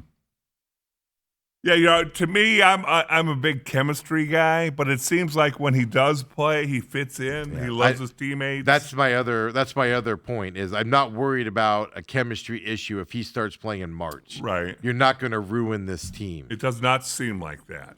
Yeah, no indications with him No. going in there shows us that. So that's what I would say is just baby him out. Get him out there and play. Baby him. If he tweaks something or falls on his butt, needs a couple days off, it's not the end of the world. Booker's the key to this, folks. Oh, If yeah, Booker's yes. healthy through the rest of the year, the Suns are going to finish with a 4 through 6 seed playoff spot Right. by the end of the season. And I said all season long they were going to get into that 8 seed at the end of the season. I felt that all along. But my expectations have changed. They should be a top 6 team, and I Yeah. avoid that play-in game moving forward. It's going to be fascinating to see on that setup. So All-Star Game is coming up on the 15th, and since you asked me this question, we'll finish this with you. Dale's going to take off, play some golf here in just a few minutes. I'm going and to I'll get act you like out I'm there. at the TPC. Do you want me to roll out there and be all, boo? Australia, you suck. And then be all, woo, clap when you do something good. I'll do it. I got nothing going on today. I'll do it. Hey, you asked about the All-Stars. So there's a USA Stars team, a USA Stripes team. And then there's a Team World, right? That's what they call them there. Okay. So Giannis, obviously, Denny Avdija, Luka Doncic, SGA, he's Canadian, Nikola Jokic, Jamal Murray, Pascal Siakam, Karl Anthony Towns, and Victor Wembanyama are Team World. That's a heck of a team right there. Well, it is, but like 3 of those guys aren't going to play. That's a problem. And one of them, you'd argue, Karl Anthony Towns doesn't play even when he's out there. But that's another story. But I mean, that's the world team as of right now going into it. So the USA team was split into 2 teams, Stars and Stripes. Devin Booker's team is the Stars team. Scotty Barnes, Devin Booker, Cade Cunningham, Jalen Duren, Anthony Edwards, Chet Holmgren, Jalen Johnson, and Tyrese Maxey are on that team. Okay. It's an all right team. I want to see how Anthony Edwards and Booker play well, if they play well together. Then you got the Stripes team: Jaylen Brown, Jalen Brunson, all the Jalen's, Steph Curry, Kevin Durant, LeBron James, Kawhi Leonard, Donovan Mitchell, and Norman Powell. That Stripes team is going to hit shots from everywhere. There's a lot of Jalen's in the league Yeah, now. no, yeah. Well, David Letterman had a joke back in the day, like 80s, early 90s. It was like NBAs, and they're like some NBA star was on their top 10 list, and the last one was, come see our Johnsons. Because Kevin, all the Johnsons that were playing. Now you can say that about the Jalen's. Yeah. All spelled differently, by the way. So that's how they decided the teams were going to be Okay. and everything. But that is interesting. I mean, you got a lot of, right, Jaylen Brown, Jalen Brunson with Steph Curry, Kevin Durant, LeBron James, Kawhi Leonard, Donovan Mitchell. That's one heck of a older shooting team. Older shooting So team. that's right. So then the function's going to be, this is, like I said, September 15th. You're going to battle it out. So game 1 will be USA Stars You versus mean the world. February, Oh, February 15th. What'd I say? September. Yeah, Jen. Yeah, we'd be waiting a while. Yeah. February 15th. Game 2 will be the Stripes versus the winners of game 1. And then the game 3 will be the Stripes versus the losing team of game 1. And then game 4 will be the championship. Top 2 teams that matched up there. Dale's reaction is where my reaction is to this. Makes my head hurt. How long are these games? They're short, 12-minute games. 12 minutes? Yes. 4 12-minute games. So they literally like finish one game. So USA Stars versus the World will end 12 minutes. Boom. Then Stripes will play immediately the winner. So the losing team has to go stretch and shoot in the back gym or drink or do whatever they do for 12 minutes. And then they come out and play. And then the Stars team will go and, stay loose and drink. Have some beers. Flirt with the honeys. Whatever they're going to do. And then they wait for it to see if they make the championship or not. Yeah. That's the format for Sunday, February 15th. Oh. Okay. Make fun all you want of the Pro Bowl. It was still a football game. I mean, it's flag football, but it was still a formulation of this is ridiculous. Yeah, this happening and then this team's. Is Dylan Brooks going to be an injury replacement? I hope so. I mean, that'd be awesome. Well, he'd have to be in the world, though, because he's Canadian. Yeah, that's what I'm saying. There's no way in living hell the NBA is going to have Dylan Brooks be a replacement. Because Dylan Brooks is going to go in there. He doesn't know how to play all-star basketball. He only knows one type of basketball, and it isn't all-star basketball, if you get my drift. Because Joker's not going to play. Giannis isn't going to play. I don't even think James will play. He's healthy. Yeah, I think he said he wants to play because it's his last year. Yeah, he told Giannis. Didn't I tell you that? Giannis said, "Hey, what did LeBron say to you before the game?" He goes, "He told me to stay out so he could start." Wow. Jokic just came back from injury, so it'll be yeah interesting. But there you go. There you go. There's your answer for you, Dale. Can't wait, Steve. You got that knowledge to go play golf today, and you can be like, "Hey guys, did you guys hear about the All-Star game? Yeah. Let me tell you about it." Why are we making this stuff so convoluted? Because they're trying to. They're trying to conjure up some interest. And I think they're doing the opposite. You got to give it the props to the NFL. Well, they just don't give a crap. We're going to flag football. We're going to do it on a Tuesday afternoon. We don't care if you're watching or not. Right. We're just going to. We know enough people will. We're going to do it and move on. I didn't even know Joe Burrow was playing. It was a late ad. I didn't even know he was playing in it till like Sunday. Was he asked before or after Shedeur? I think his thing was the injury.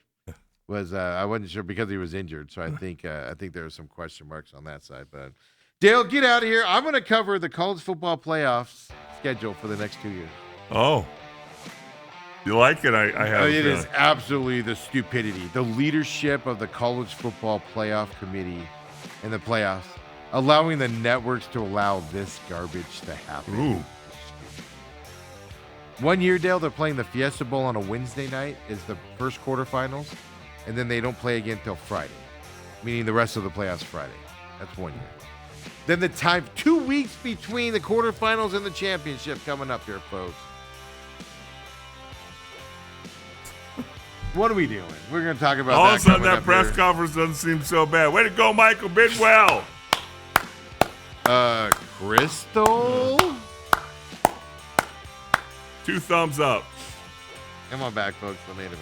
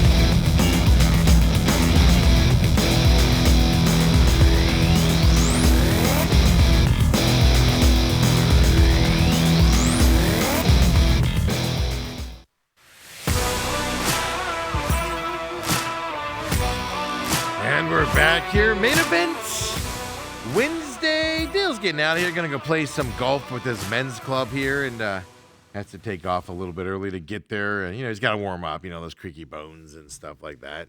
Of course, earlier in the show, we played the Mike LaFleur press conference, the Cardinals hiring him. Again, my takeaway is it went better than expected. That's all you can expect at this point or hope for moving forward. Is that going to make him a good coach? No. Is that going to mean he's going to have success? No. But compared to what we've seen before, I would argue the Cardinals are in a better spot today than they were with Jonathan Gannon as a head coach going into the end of the season. Talked about that. We talked about the Suns' win last night, NBA All-Star game with everything out there, and the roster specifically. Fill you in on that forecast as well, and I'll get you here through the end of the show as well.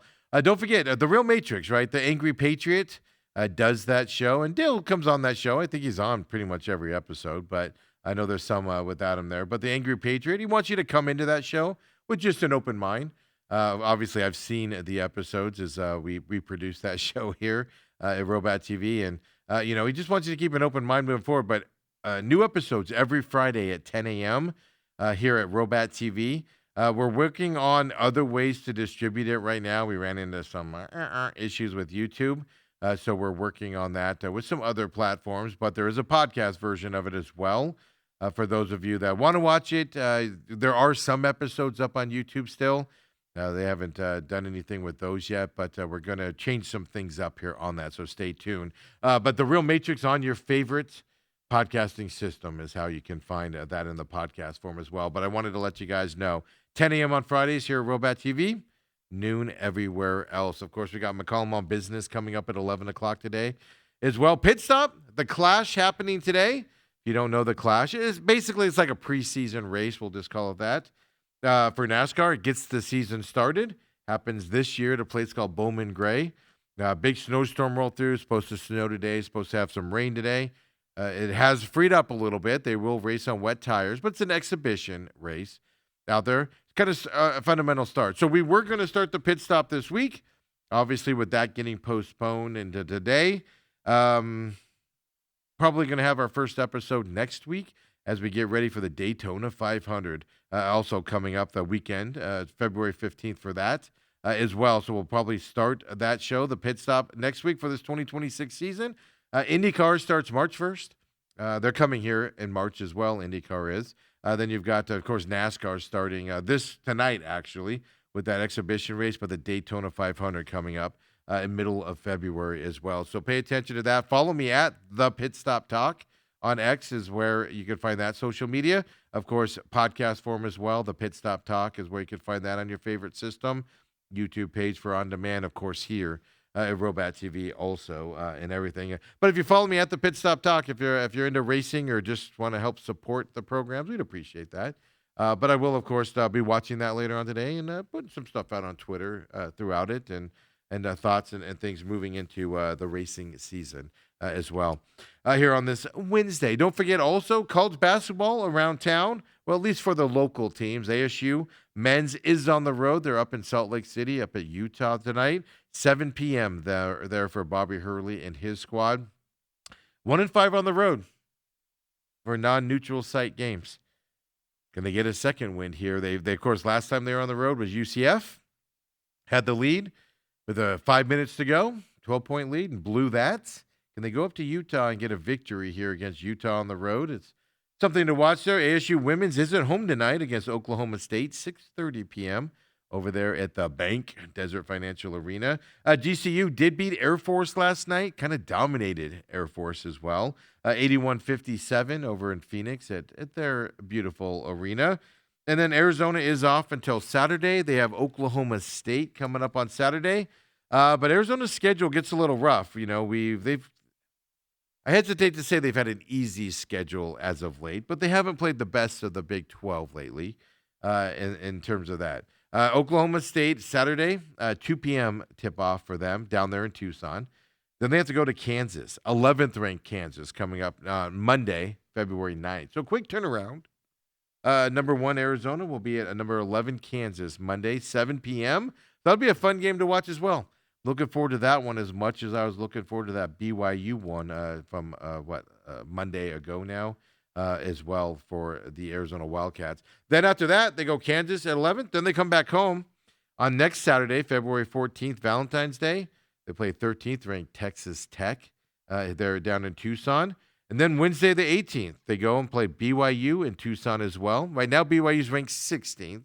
They've fallen, of course, since they lost to Arizona. But 16th ranked BYU, Arizona again on February 16th. That's the Wednesday. And then they go to Houston. 8th ranked Houston right now, February 21st. Yeah. Then they get a little bit of a break, right? They get Baylor in Baylor on the 24th of February. Then they got Kansas at home in Tucson on February 28th. Then they got 7th ranked Iowa State on March 2nd. And then they wrap up with Colorado. This is a brutal stretch here of the next month here to finish up the regular season college football, regular Big 12 season here in college basketball, coming up for Arizona. I don't expect them to stay undefeated. I do expect a drop of a game here or there. They've been starting to play games a little bit close lately. Not all the time, but it's something we've noticed. They're a heck of a team. A loss isn't going to be the end of the world for them. But this is a brutal stretch coming up. I want to see how well they do. They're a good enough team to me that I'm only expecting one loss to come out of this stretch. Only one. If they go 0, that's obviously very, very, very impressive for them, for any team. But if they come out with just one loss, that's also going to be super impressive. Anything more than one loss, going to worry me a little bit going forward, for this team. But that's how brutal this Arizona schedule gets here coming up. But they're off at least until Saturday as well against Oklahoma State before it starts getting super tough for them on the scheduling. And that's ASU kind of went through this. And we're not comparing ASU and U of A. I get it. Sorry, Sparky. Sorry, buddy. But Arizona did that, right? They went to Tucson, then they went to Houston, and they had just played BYU on the road. I get it. It's the Big 12. It's a lot of good teams, but back to back to back to back to back. It's brutal for every team out there. But look, it's not going to get any easier once you get to the tournament out there as well. And I do think no matter what happens here, Arizona only loses one. There's still going to be a number 1 seed coming up in the NCAA tournament as well for them coming up. But speaking of college, so that's what's happening tonight around at least the local basketball teams out there. But I want to bring up this. Now, we're looking into the future now. Let's go into the future machine. They announced the dates of the college football playoffs. I've been one of the guys with a lot of coaches out there saying you can wrap up these playoffs early January, if not January 1st, by January 8th, 9th, 10th, whatever the date kind of falls in that time frame. Yesterday, they announced the college football playoffs for the next 2 years. Kobe, throw up that graphic here for me. This graphic is from the College Football Playoff Committee themselves. They put it together. So 2027, the quarterfinals right now. You got the December 30th is when that's happening.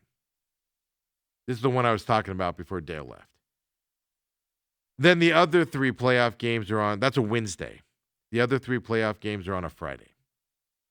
So you're playing on a Wednesday, Thursday, no college football, and then Fridays. No playoff games on the 31st in 2027. Here's the problem, though. So you're playing January 1st, right, next year. That's your quarterfinal game. You go into the next round, the semifinals. 14 days is going to pass. 2 weeks is going to pass between these 2 games. Right? You're going to January 14th and January 15th to play the next game.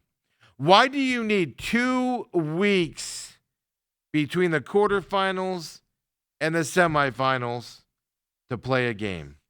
And folks, if you do the math here, I know it's on this graphic here.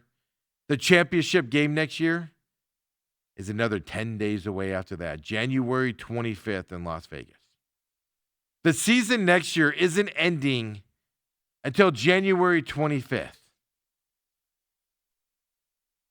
What are we doing? 2-week breaks? These kids are used to playing every week out there. You're going 2 weeks and then 10 days to the championship. That's 27. 28th, you get back to that standard 1 game on the 31st, 3 games on the 1st at that point. Again, 13, 14 days, depending on when they play for the semifinals. 2 weeks off for that semifinal games to start. The championship game, January 24th, another 10 days for the championship game in New Orleans. They just throw this out yesterday, and they're just so proud of it. You can literally move the playoffs starting up a week. You can move all of these games up. Even if you play the December 30th first, traditionally. To me, that should be your semifinal or your finals game days. Everybody's at home to watch it. Everybody's ready for it. And instead, you go to January 13th or January 14th and January 15th of 2027. So if you look at the calendar here, January of 2027, if you move those up, you can have your semifinals at a minimum. Forget about your championship game, your semifinal game, right, on the 1st. If you just move the schedule up a week or 2 weeks if you want to do that, because of the way you do it, but just a week. And by the way, they could be expanding the playoffs at this time frame as well. But the semifinals are going to be played on a Thursday and Friday again because of NFL playoffs. When you can have January 1st as your day, that's a Friday. Most people are off work, recovering from whatever they went through on the 31st and the holidays. You could have prime example there, and instead you're going to a Thursday and Friday 14 days later to play these games. I don't get it. Folks, I don't get it. But that's your college football playoff schedule coming up. I know I'm outraged about it. It's just you're making your championship game forgettable.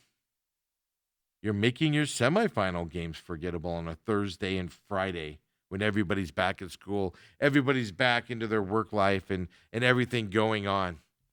When you can have, at a minimum, your semifinals on a holiday, and you refuse to do it. And like I said, they're planning on expansion as well, so you're going to have football games earlier. Okay, whatever. They're smarter than we are, right? Am I right? At least they think so as well out there. So we're going to pay attention to today and tomorrow. The big news out there, obviously, the NBA trade deadline. Don't expect the Suns to make a lot of moves. Nick Richards should be moved. They want to get behind the luxury tax threshold. That is something that everybody's kind of expecting to happen. Nobody expects any other kind of moves to happen. No, sorry, guys that are tired of Jalen Green's injuries. They're not trading him at all moving forward from that side.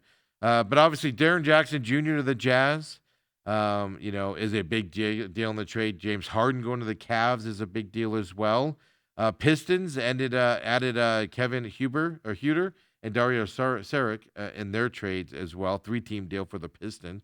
Teams are getting better with this trade deadline, especially teams that are expected to go, on runs in the playoffs coming up as well. Olympics is the other thing to pay attention to. They kick off on Friday. Opening ceremonies from Milan, Italy on Friday here coming up. Interesting enough, I went back and I saw the headline of it. We talked about it yesterday. Robert tagged us in it.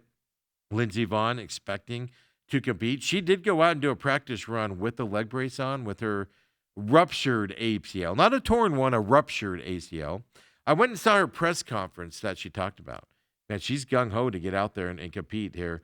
Her first run will actually be on Monday. I looked up. I was like, when are we talking a week out? Are we talking, right away? No, opening ceremonies are Friday, and her first run as a skier with a ruptured ACL is going to be on Monday. And she just did this injury last week. So that's a quick turnaround. How's the swelling? How's the repair side of it? How's it feeling? It's going to be interesting to watch coming forward. But Olympics getting underway here coming up on Friday as well. Milan Cortina opening ceremony is what they're calling that as well. Aaron Jackson, who is a speed skating gold medalist, and bobsledder Frank DeLuca, they're going to serve as the flag bearers for Team USA as well in that. So Olympics, I'm looking forward to it. We'll have some Olympic talks coming up here, obviously, over the next couple weeks. Hockey doesn't get underway in the Olympics till, I believe, February 11th. It's the second half of the Olympics for hockey. So the NFL or NHL is going to wrap up their first half of the season, then do their break here to go, obviously, for the Olympic run here coming up in the second half of February. The other news out there, we talked about the Pro-Am going on right now out at the WM Open up there in Scottsdale. Well, it is official. The official World Golf Ranking will grant points to live golf events this season. It's not as easy as that, though, right? There's always got to be something or a catch out there. Yep, only the top 10 players that finish live golf tournament will receive points. Not only that, the points are different. They're not going to receive as many points as the PGA Tour event will give you, as well, because they're calling them small field tournaments is what they're calling them, and that's a certain classification that the OWGR has out there now. I guess they've always had it, but they're classifying as that. So Live Golf, if you finish in the top 10, you get world rankings. That's obviously going to help them playing Masters and things to that effect for the top 10 players. That helps them out because they're losing guys now, right, back to the PGA Tour coming up. So, interesting things happening around golf out there. And, God, I saw our temperatures today was going to get close to 87 degrees. Going out to the Open this week, man. Woo, I'll be out there later on in the week. But you're getting out there, man, it's going to be hot. It's going to be warm. Sunscreen is going to be necessary. A lot of beverages, some water mixed in with that, hopefully, as well coming up here. But it's a fun week to be around here. Super Bowl on Sunday. We'll start turning our attentions to the Super Bowl, a little bit more coverage. I saw a stat yesterday on the Super Bowl that blew my mind. Like, nobody, including me, or very few people, including me, aren't giving the Patriots any love in the Super Bowl. I know Lou's definitely big on Seattle as well going into this as well, which he'll be in, of course, tomorrow as well. Talk the UFC action from last week. There is a UFC action this weekend at the Apex. And then they actually take the Valentine's Day off next week. So we do get our first break in UFC action next week. But, of course, we'll talk Super Bowl here coming up. But so Lou tomorrow as well. So, folks, come and join us there. McCall My Business coming up at 11 o'clock. Hey, join me at the Pit Stop Talk. That's our racing channel here for our show, the Pit Stop, which will be debuting here coming up in next week after this clash happens today. But I'll be watching that. I'll be tweeting out as it's going on.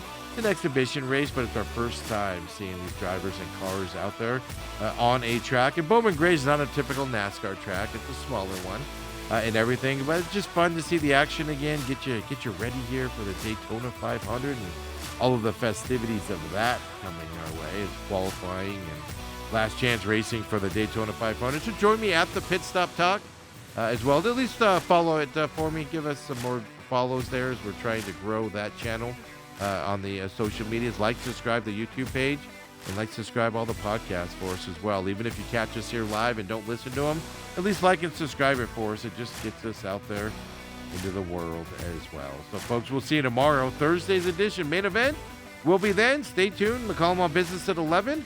Appreciate everybody catching that here. And, as we're trying out the morning shows on Tuesdays and everything, going well there as well. So we appreciate it very much. So we'll keep it rolling. Coming up at 11, and we'll see you tomorrow, everybody. Have a great Wednesday night.